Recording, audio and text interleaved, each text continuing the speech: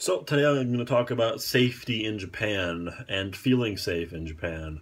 Um, Being in Japan for about a month and a couple weeks now, uh, I've definitely noticed a vast difference between how I feel security-wise in Japan.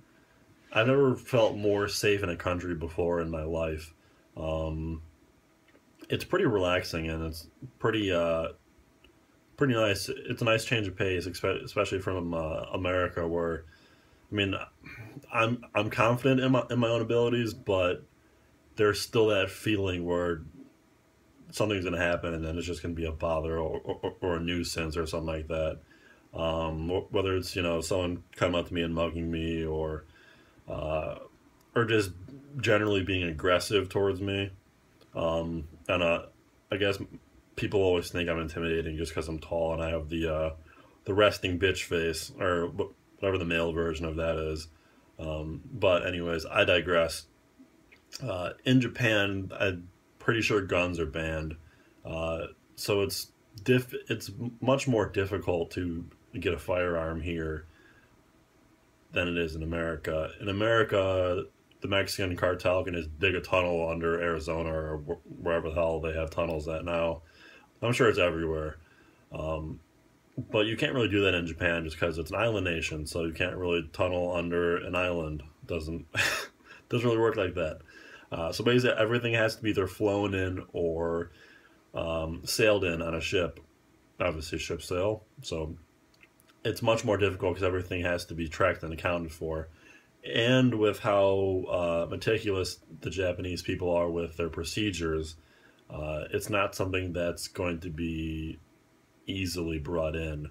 Uh, and basically, if it doesn't have a procedure in Japan, it doesn't exist. Uh, as an example, one of my trainers was talking about the one time he went to McDonald's and wanted a burger but with no cheese. And the poor girl at the cash register, I mean, he obviously said it in Japanese, uh, and the poor girl at the cash register just looked at him with utter confusion and horror and just a general lack of I have no idea what this guy's asking me, even though he's speaking it in perfect Japanese. Like, what is going on right now? So she called her manager over and they had some big discussion about it, and they were both clueless. And it just goes to show you that uh, some, something as simple and trivial as ordering a burger, a hamburger, a cheeseburger, whatever, karage, which is fried chicken in Japan, which is delicious, by the way, uh, can be completely just no idea what's going on if there's no procedure for it, which is good and bad. It's bad because if you're a picky eater or if you're just difficult like I am as far as food goes, not with everything, just more or less food, um, then it really doesn't exist. As a personal example, I don't really like fish.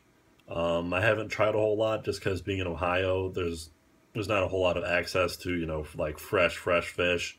Plus, it's not really like an Ohio specialty. Uh, the majority of things that are in Lake Erie are basically syringes and used condoms. So, but in Japan, it's an island. Obviously, it's an island nation, so they specialize in fish, and it's pretty much a staple part of their diet. But they do not take a lot of the fish bones out like we do in America or wherever else they actually take fish bones out. Um, Plus, as far as the school lunch, I mean, it's basically for the school lunches. Um, there's the whole attitude of if you don't like it, you don't eat it in America. In Japan, that does not exist. You eat it whether you like it or not, and everyone eats the same thing, down from the little first grade children up to Kocho Sensei. And Kocho Sensei is basically a principal. So there's Kocho Sensei, principal. Kyoto Sensei, vice principal. Kocho Sensei is more or less the closest way I can probably describe it as a figurehead, So he's obviously important, but Kyoto Sensei handles all of the day-to-day activities. So Kyoto Sensei is almost always busy. So that right there, there's a procedure for everything in Japan. So as far as food goes, uh, if you're going to live and work in Japan and the schools, if you do not like something, you are now allergic to it because they will understand that. They do not understand, oh, I don't like this, please don't give me this. You are allergic to it. And because of that, I pack my lunch every day, which really isn't that bad because I don't mind cooking, and it usually amounts to rice, grapes, and some form of meat. Unless I feel lazy, then I'll go to the conveni and get spaghetti with meat sauce, which is pretty easy, and it's really cheap. It's like $3 for a big ass bowl of spaghetti and meat sauce, and maybe gyoza, which are dumplings. But there's a procedure for everything, like I said. So with the procedures for everything, it leads to basically, if it involves safety, it's more or less ingrained into the Japanese society already. So if you deter from that procedure or you do something that doesn't have a procedure, uh, you're not really ostracized, but you're definitely looked at like a weirdo. Um, not really so much in like a negative sense. It's just kind of like what are you doing? What is this thing? What are you asking me about? So it definitely leads to more safety just because everyone follows the same thing. So everything's very more or less predictable. Um, so it's if you come over here and visit for a I don't know because everyone probably adapts differently. But if you come over for an extended period of time, I think the most you can stay in Japan without a visa is like or not like a permanent visa like I have. It's probably about a month, I think it is. It's either a month or 3 months. I can't remember. I think it's a month though. Um, it's something that's pretty unexplainable unless you experience it, especially coming from near Cleveland. I mean, I've been in Cleveland, East 55th, where people get dragged out of cars in broad daylight and beaten to death, and their wallets stolen and mugged, and a whole bunch of other pleasant things. Uh, and it's completely different feeling from over here. I can walk down the street at 4 a.m. and not feel unsafe whatsoever. I'll feel completely safe and relaxed.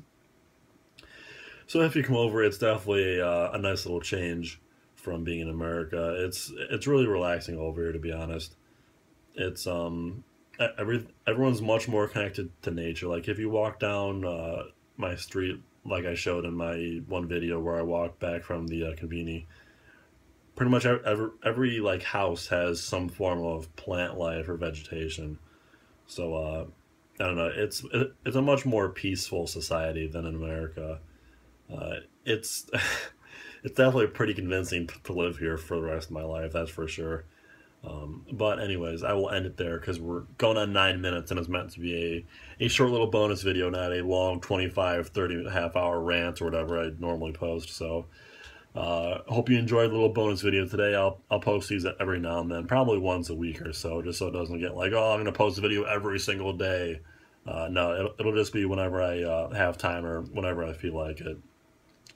So thanks for watching again, and be sure to subscribe to me if you would like to follow me on my adventures or just learn general things about Japan / myself.